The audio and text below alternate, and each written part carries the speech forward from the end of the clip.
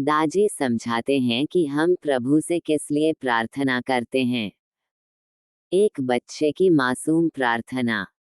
एक बच्चा रोज अपने दादाजी को संध्याकालीन पूजा करते देखता था। बच्चा भी उनकी इस पूजा को देखकर अंदर से स्वयं इस पूजा अनुष्ठान को पूर्ण करने की इच्छा रखता था, किंतु दादाजी की उपस्थिति उसे अवसर ही नहीं देती थी।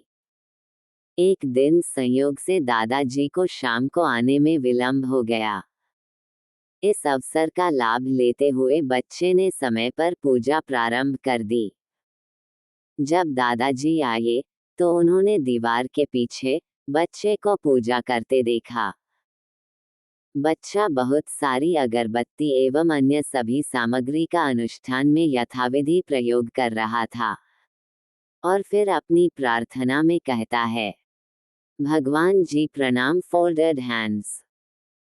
आप मेरे दादाजी को स्वस्थ रखना और दादी के घुटनों के दर्द को ठीक कर देना, क्योंकि दादा और दादी को कुछ हो गया तो मुझे चॉकलेट कौन देगा।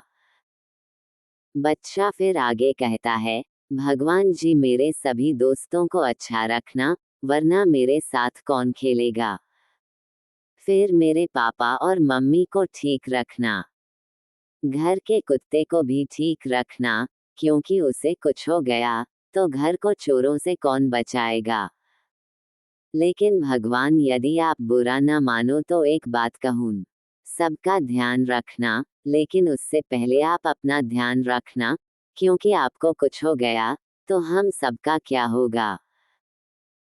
इस सहज प्रार्थना को सुनकर दादा की आंखों में भी आंसू आ गए, क्योंकि ऐसी प्रार्थना उन्होंने न कभी की थी और न सुनी थी।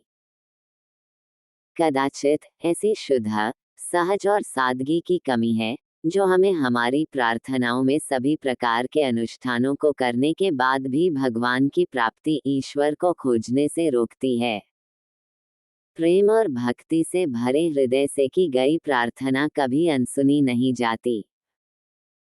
प्रार्थना ईश्वर से संवाद करने, संपर्क करने या संबंध बनाने के प्रभावी तरीके के रूप में होती है।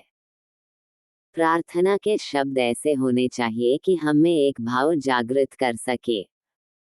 भाव जागृत हो जाने के बाद शब्दों की जरूरत नहीं रह जाती है। उद्धरण चिन्ह।